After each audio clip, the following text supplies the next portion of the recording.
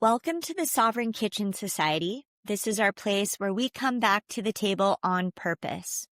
Our mission is simple. We're reviving old world skills, we're rebuilding kitchen culture, and we're helping families become resilient. Each episode, we're talking with people who are living this out in real time so that you can bring practical sovereignty into your own life. Today, I am thrilled to sit down with Shelby Lancaster, a homesteader, writer, real food advocate who teaches you how to get your house in order so that you can withstand the days ahead. Shelby uses food, faith, and homemaking as acts of resistance, pushing back against corporate food systems, digital dependency, and cultural amnesia. And through her Substack, Simple Homemaker Meals and Back to Homemaking, her speaking and new print project, Revive the Table, she's helping families reconnect with ancestral foods and the rhythms that make home steady and alive. So let's dig in.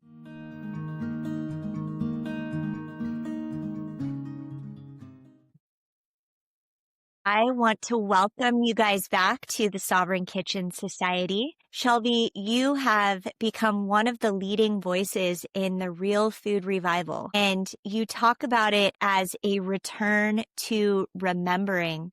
I kind of wanted to start there, and I wanted to get a sense of what it means to revive the table in today's world. Okay, thank you so much for having me, Molly. It's actually really simple, reviving, the table, reviving what's going on. It's getting back to what's real, especially real food. That's how I started. And it's like I said, it's simple, so simple. So I'm not going to go in a circle here, but it's getting back to the basics, food, water, shelter, community. Those are like the foundational things that have held and carried society for centuries. And we as modern people, we've gotten so far from it. I think we kind of think we're too smart, we're too advanced. And so because of all the technological advances and how far we went away from ancestral living, we've lost the nourishment, we've lost the connection and communities from food. So that's what reviving it is about. That's what I'm about. That's what my publication, Revive the Table, is about, is just reviving what's been lost and incorporating it back into the modern world. Yeah. So I know you've created the new publication that just came out. Did it come out in August? It was September was the first one. And then back in, I believe it was March and April, I did an online conference, and it was Joe Salentin, AJ Richards, Molly Englehart, Janelle Anderson, and a lot of other really great folks in the real food movement, homesteading movement. And we came together, and the goal was to educate, empower, and encourage people to choose real food through different means, whether it's shopping local, learning to cook better, starting your own homestead, just different things like that. And then I wanted to so the digital space is really great. It connected me and you, and it's connected me to many other folks. But I want something like real and physical. As a creator and writer, I realize in the digital space that on this online world, I don't actually own my work. And when you think about that, like on a deeper level, it's like, wow, like I don't have it like physically in my hand. And even as the consumer, you also don't have it in your hand. So I wanted something that brought that analog, slower consumption back.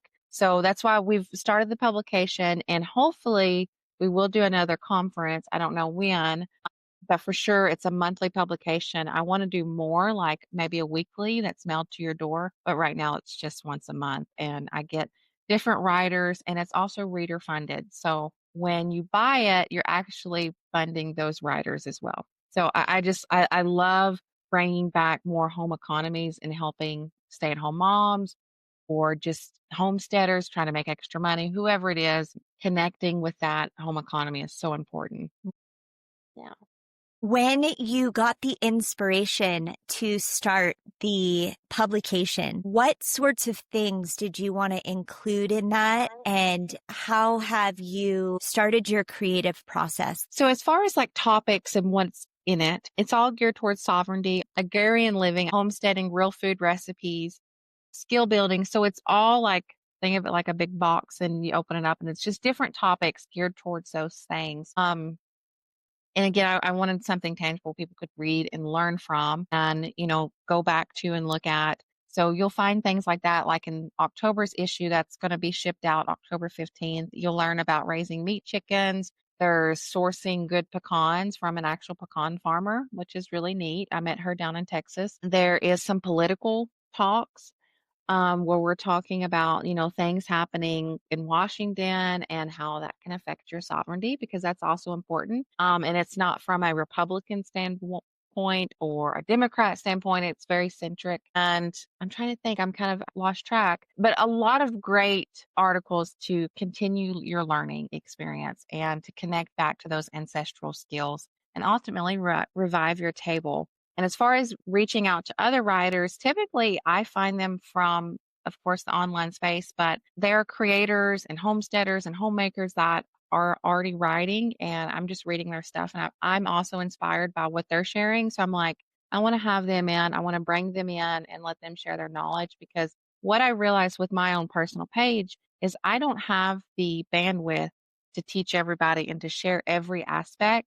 So when we bring more people in on a community level and share all of our knowledge, it helps everybody. And then my creative process, I'm not the most organized person. So my creative process is very like, I think of ideas and I write them down and I go from there. And then I get like I call it my boring work, like in the early hours of the morning, like at 3:30 in the morning, like, Yep. putting the actual book together, the publication and emails and those kinds of things. But as far as creative, usually ideas just like come to me and I'm like, oh, I better write that down or I'll forget. So, I love that.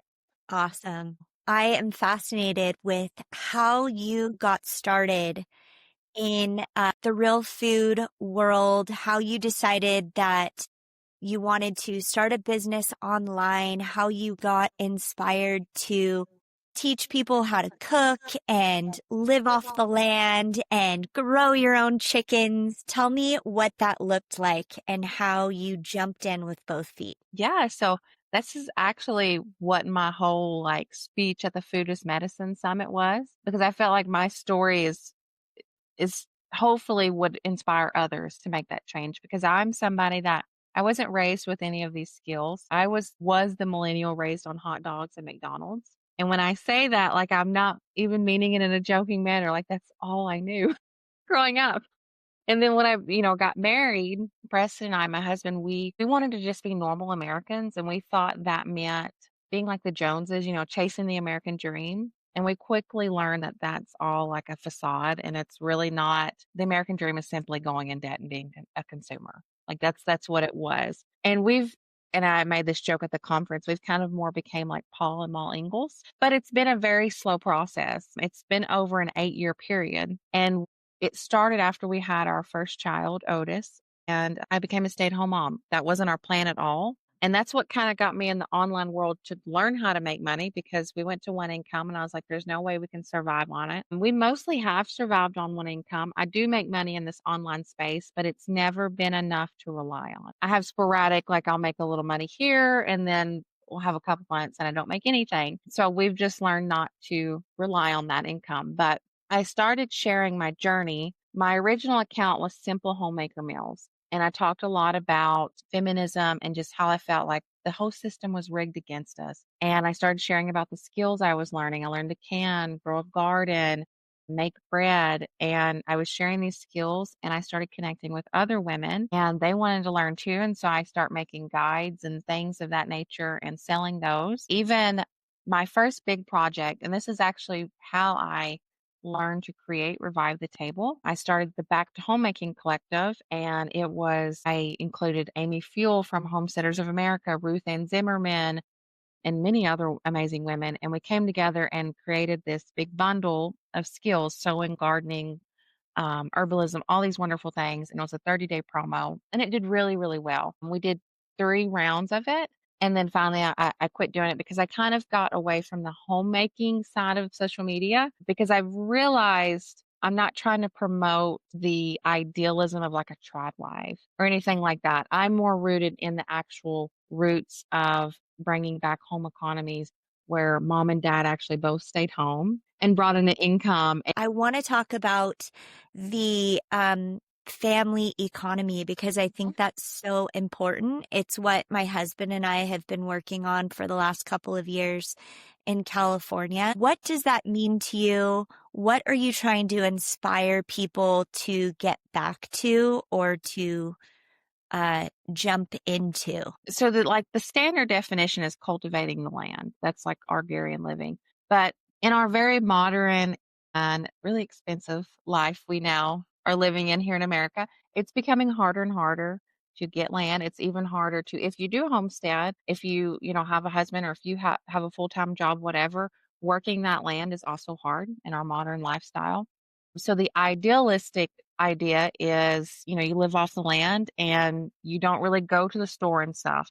That's the idealism way. But again, like I was saying, that's not obtainable for everybody. I think it's so Wendell Berry, if you haven't read his work, I just encourage everyone. A lot of his essays and books are written during the like 60s and 70s. But what is insane is so much of what he wrote about then has like come to pass, and like what he predicted and talked about. Anyway, but in one of his essays, I believe it's The Unsettling of America, he talks about how if you are wanting to go down the agrarian path, you have to decide either you're going to be an exploiter, or I think that's how you say it, or a nurturer. And when you decide to nurture things, that is, choosing to consume less and living more with the land. And for example, like if you live in a more of a suburban, place, you could have your laying hens, you could grow all your tomatoes, you could raise meat chickens, especially if you had at least a quarter, half an acre. You can absolutely do meat chickens or rabbits or quail or even duck, maybe. I don't know, that might be pushing it. But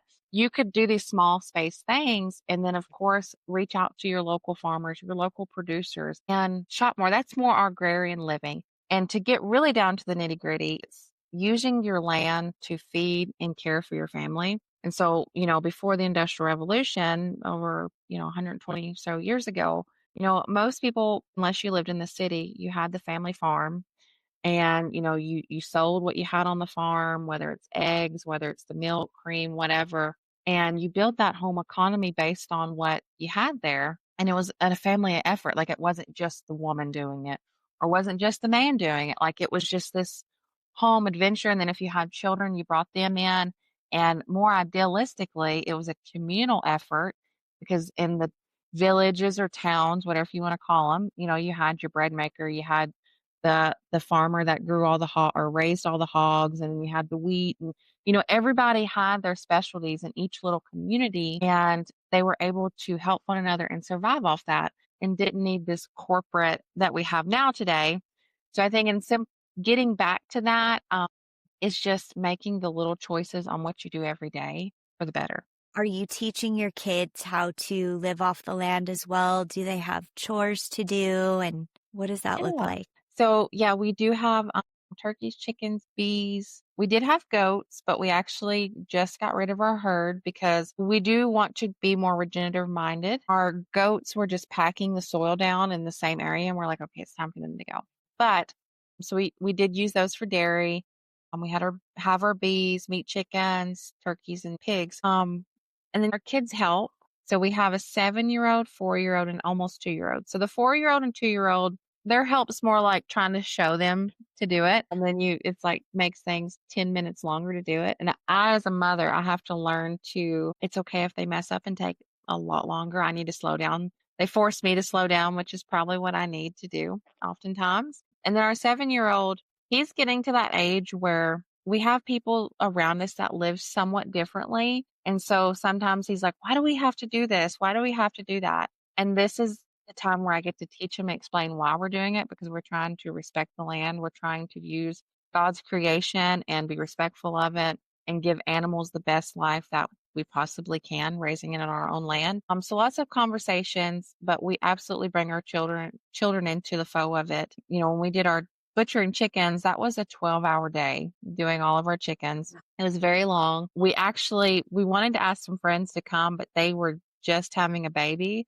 And I was like, I can't ask them to do that. And honestly, they're the type of friends they would have came and helped us. But I was like, I can't do that. So it's just me and him and our kids. And we just, we had them out there. They would help us tote it. And they even helped, the proper term is harvest, but that means, taking their life. They helped with that. The older one, and even our boy, our youngest child, is almost 2, and he's really into that kind of stuff too. I feel like it's a boy thing. But yeah, like we just bring him into it, and it's hard. I'm not gonna lie. I don't like sugarcoating this lifestyle and trying to tell people, yeah, I'm just out in a pretty dress, milk, just doing pretty things. There's a lot of hard work to it. But what I've realized is in the hard moments, that's when our purpose is born. When you see this, yeah, like when you see this working with the land and then getting your harvest, whether you're canning or even whether it's just as simple as making a whole meal from scratch, you get to see the fruit of your labor. Like you actually see it and you get to sit back and be like, wow, like all that hard work for this. And it's just beautiful. So I just like for people listening, just slow down and bring your kids into it, even if it's hard, because it's up to us to teach them the old ways. We weren't taught it. I wasn't at least. So we have to finally like draw the line in the sand and say, okay, we're gonna stop this and they need to learn too. For somebody that is interested in just getting started and they're hearing this podcast for the first time, what are a couple of steps that they can take to slowly move into this way of living? The kitchen is like absolutely your starting point. And that's where I started.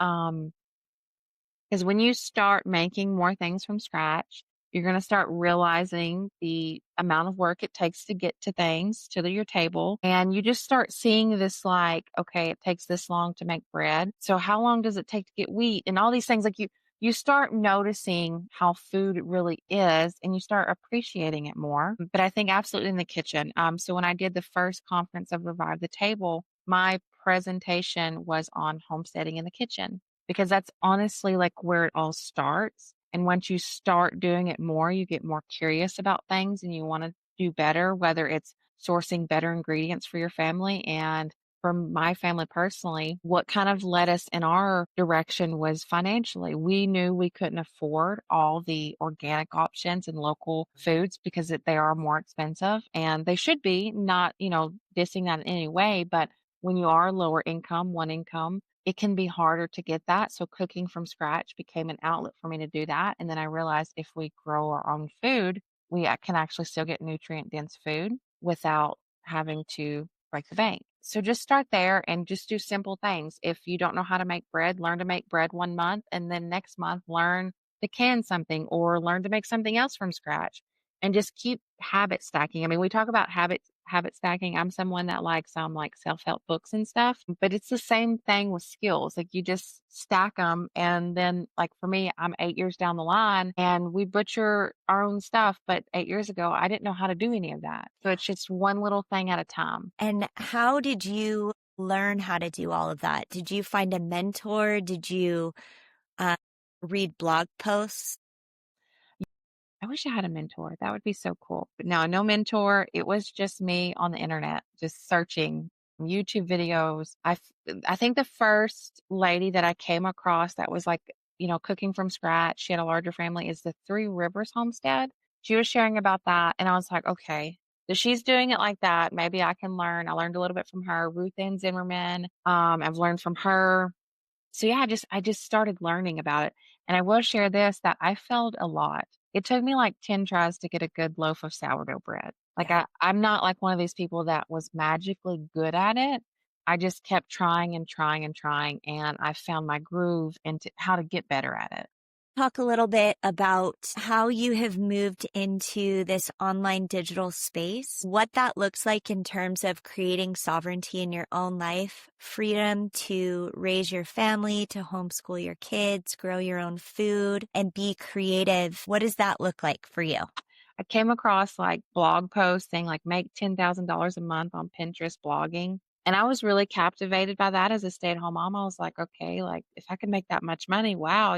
But I never made that much money. But there are ways to make money online. And I think you just have to figure out what your purpose is in it. I think everybody has a story to tell. Everybody has skills to share and teach, and everybody can help lead the way per se. Like it's a communal effort. And I think finding your niche and then balancing it with family, it's getting up really early and doing a lot of work, but it can be hard at times. I want to get paid to live and Yeah. to do all of the things that I would be doing normally. Mhm. And I'm interested in knowing what that looks like for other people because for me, I'm self-employed. I'm a Mhm. chef. I have a catering company. We're trying to build this farm. We're documenting what we're doing. And now I'm moving into a space of I'm ready to teach the things that I have learned. I want to share it with the world and I want to get my story out to a larger audience.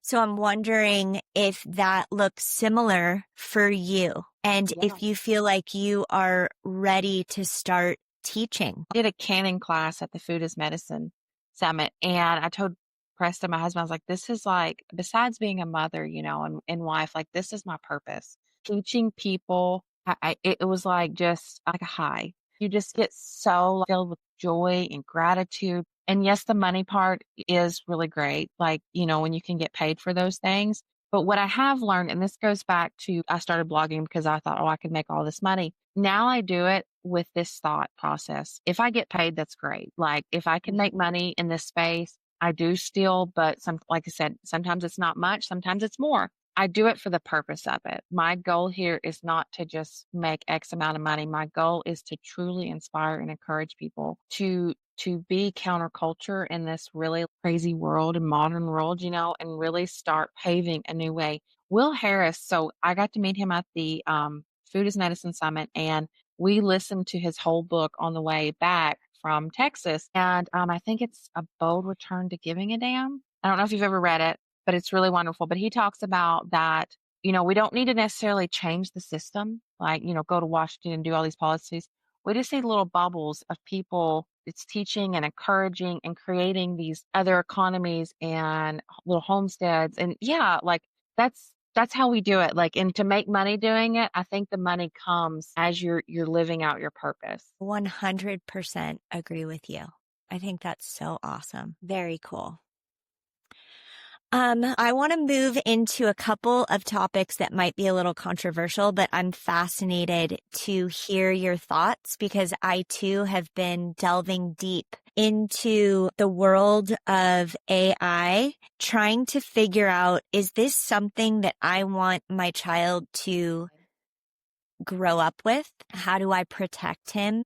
How do I keep his creativity and imagination alive? And I want to hear your thoughts on imagination, creativity, the human experience, and AI, how it can be detrimental. I will start it with I'm completely against artificial intelligence. So before I really started learning about artificial intelligence and the roots of it, I would use it. I'm like Chat GPT. It made things easier. I think it can have good intentions, no doubt. It can help you. It can essentially be like a little assistant for you. It can help you creatively, help you think of ideas. But the intention of AI is really dark. Like when you start pulling back the layers of the ideal of what the creators of AI really believe, the direction that they see the future, it's like, how can I really be okay with that? And I also see it as far as our youth. I think back to how cell phones began. And when you think of like that back then, we thought it was very innocent. Like, okay, you're using the phone, you have a phone when you're driving, it's safety, whatever. And even, when we got internet on the phone, social media, it was really innocent. And it still is in some ways, like us having, we met through social media, like those are very innocent things. But the damage that social media and phones have really done to our society is really detrimental. Like when you look back the last 30 years, people are more divided than ever. Um, they're more no longer community oriented at all. It's harder and harder to find your local and real community other than on the digital side. And I recently seen a meme like we have all this knowledge, yet we're dumber than ever. And that kind of sounds mean, but that there's some truth in that. And I think with AI though, the really dangers on that is now people are turning to it to ask really spiritual questions. They're turning it to there's kids turning to it like as a friend. There have been a couple court cases already where the parents are suing OpenAI and I think Oracle before their child committed suicide because of ChatGPT, because it became like a friend. And I think our responsibility as parents is being really honest with our children what this can be. I mean, sure, it can be used as a tool just like a cell phone can. I use my phone as a tool. I'm not going to be hypocritical, but I think it's being really honest about what we are unboxing. And Yeah. it makes me nervous how I was really excited about Make America Healthy Again. I'm like, okay, they're bringing awareness to so much. This is so awesome. And now I'm seeing it when I was researching it. They're using artificial intelligence to begin approving drugs and pesticides and using AI to create new ingredients. And I'm like, is this really the route? We're opening a whole other host of issues. But Yeah. I feel like the more we advance technologically, the worse we get as a society. I would love to get your thoughts on spirituality, getting back to your roots, doing things the old fashioned way, pulling wisdom from our elders, and how to share that information with the next generation. As far as spirituality, I'm a Christian that began not long after I had my second child, and I really started looking to God what I needed to do with my life, not the world, not what was culturally accepted, just straight with God. So I became really rooted in my spirituality, and I still am. So I don't trust the world as far as like what it expects and what's going on. I look inward. I look to Christ for what I need to be doing. And I look to other people that are also in this same like-minded, but are also going, I guess you would say, the same path as me, and forming those close bonds and really loving other people, even if they might not be a Christian per se, but we're on the same path, um, to really bringing back more of ancestral living and then teaching my children about it, especially with the land. I've learned, and I've learned this the hard way because, if I have a bad attitude, then my kids get that bad attitude. I'm like, where did you learn that? I'm like, oh, well, they learned it from me. Being a role model and showing them what that looks like is how, I mean, that's how we learn. That's how you teach your children. So it's just learning by doing and then having those hard conversations. My younger two, obviously, they're not at the cognitive ability to ask these questions.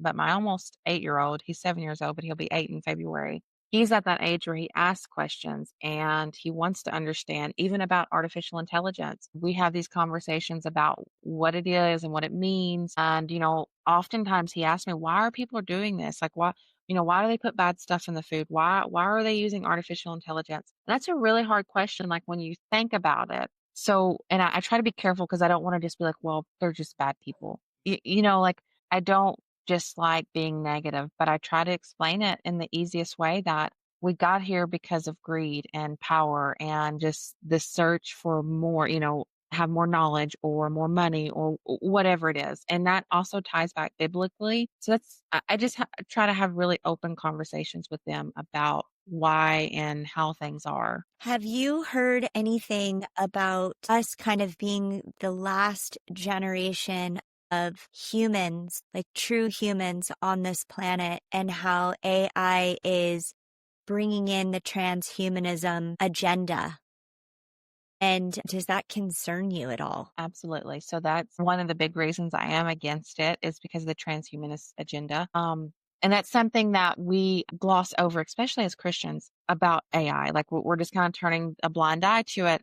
But again, the roots of artificial intelligence is directly tied to transhumanism. And they believe that they can become immortal. And again, as a Christian, I know that that's completely that's wrong. Like there's no, and it even goes back to the Garden of Eden, like when you think about having all this knowledge, Satan tempted Eve. We as humans, we always want more. Our carnal nature is just to just search and want more.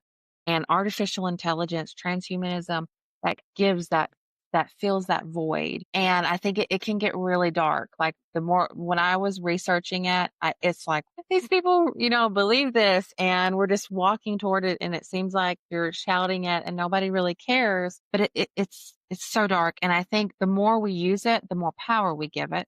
The same with Yeah. the cell phones. I think back of like the predicament of, how we are getting more closer to like a control grid 2030 agenda. There's different conspiracies, new world order.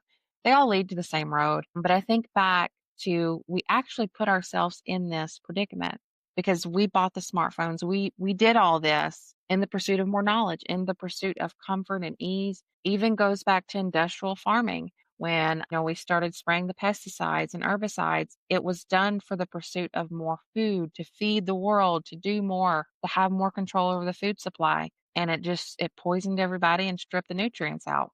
So the more we do, it seems like we're getting farther away from creation, God's design. Yeah, absolutely.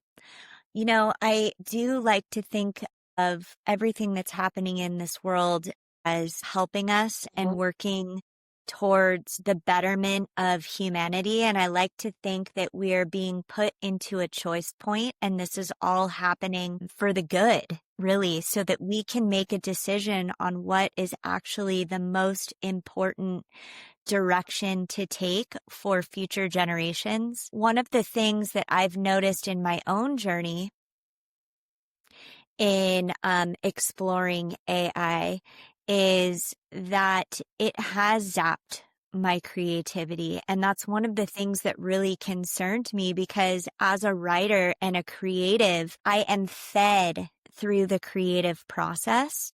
And when I'm looking to AI for a quick creative outlet, it doesn't ever quite scratch that itch.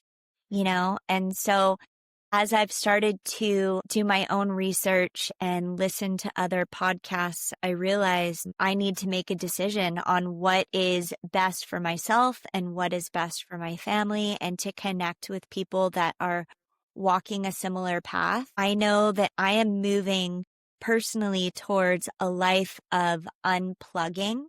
I feel like as much as I can do on my own little piece of land and supporting my family and taking care of my health, that's where I feel the strongest, the safest, the most secure. What does that look like for you in terms of sovereignty and self-care and health? What steps are you taking to unplug from a system that might not necessarily be serving your highest good?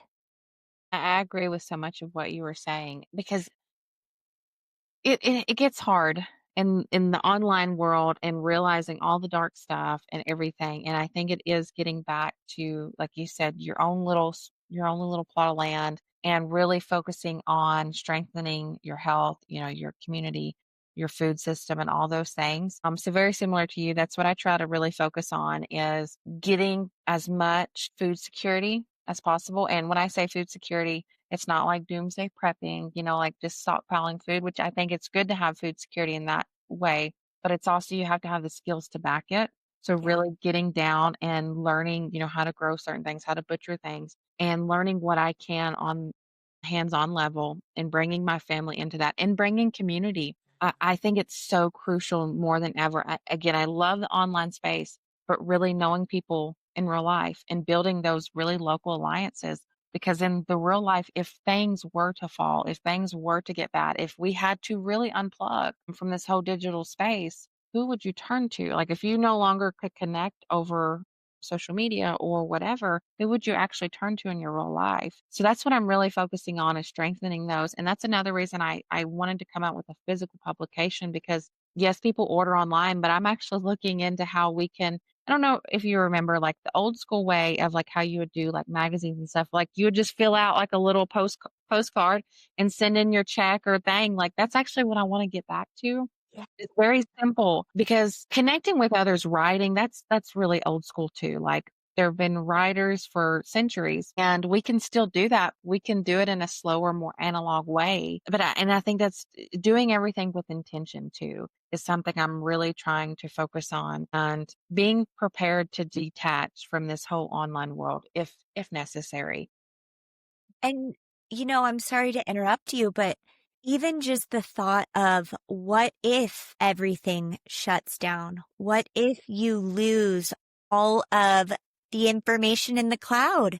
Where are you going to get your information and your knowledge? Like, we need Yes. these books, we need this physical Mhm. writing. as documentation, a roadmap for how to live our life. If anything were to happen, we're leaving clues for our children, for generations to come. Like, this is how you do things. Yeah. In my inspiration over the last couple of years, I've started to interview my elders. My dad is going to be 90 in November, and I've been interviewing him and recording conversations with his friends on how he grew up, how his parents raised him, how they did things before technology, before cars, And I think it's really important that we document that stuff for our kids, for sure. Absolutely. I I love love that. your analog way Mhm. of doing things. I think that's really intuitive and forward thinking. Yeah. I love that, documenting that, talking to your elders, because that's important too. I will say, like, as a younger millennial, I think like I'm the cutoff. I was born in 96, so I think I'm like the last. For me, like most of my elders, my great grandmother, she was in the Great Depression. So she remember she's since passed. So everyone else that's actually that I know, family and stuff, they were very much raised in the Industrial Revolution. And my grandmother, she does not have any like skills like that. She's starting to learn actually more. I've actually inspired her to. My same with my mother. She's gotten into herbalism, which I think is awesome. Like she makes all these tinctures and stuff like that. But yeah, like getting and again, this goes back to your community, like learning who's in your community that knows this, that has this knowledge. And then if you're somebody that doesn't have anybody, it's time for maybe people to just rise up. If you're teaching it, if you be prepared to fill in those, I won't necessarily say leadership roles, but be prepared to help lead people to this type of lifestyle. Because I think a lot of people were searching, because I think we're so disconnected again from like our purpose as humans. We're searching for something. And I think a lot of people don't know what they're searching for until it like hits them. Our like true awakening was COVID when we saw this food supply chain. Just be prepared to connect and help others. Okay. I have seriously loved talking to you. You too. Thank you so much. You are such an inspiration. I love what you're doing. I'm Yeah. so happy to hear that you are raising your kids in a slower lifestyle that's rooted in reality and having your hands in the dirt and doing things the old fashioned way and making meals from scratch and like eating dinner as a family. I think that's so incredible. And I know that a lot of people are craving that. They're craving a slower, simpler way. As we wrap up, I wanted to know if there is a way that people can get in touch with you if they're interested in supporting your publication, Revive the Table, how they can chat with you maybe on Instagram or on Substack. Thank you so much for having me, Molly.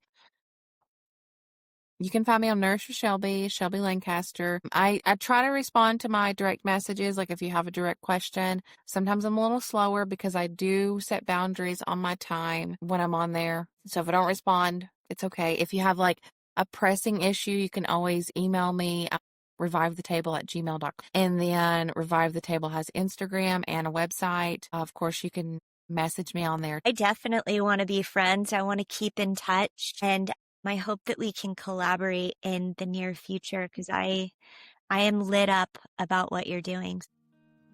That conversation with Shelby was such a powerful reminder that food is so much more than just filling our bellies. It's culture, it's connection, and it's how we remember who we are and where we have come from. If you want to keep learning from Shelby, please go support her by subscribing to her publication, Revive the Table. It's a beautiful, tangible reminder that the table still matters, that gathering, cooking, and sharing wisdom are radical acts of hope. And if you're ready to take this work deeper, you can always come join us inside the Sovereign Kitchen Society, which is our online community at Wilder Space. That's where I'm teaching you how to prepare your pantry from the ground up. We've got live cook-alongs, nourishing recipes, step-by-step videos, and a full course on the 11 principles of wise traditions so that you can help get your life back on track and back to the basics in building a kitchen and a life that feels steady, rooted, and sovereign. You can find it all at wilderspace.com/Sovereign Kitchen Society. And until next time, keep tending your homes, feeding your people, and remember that food is and always will be our medium for connection.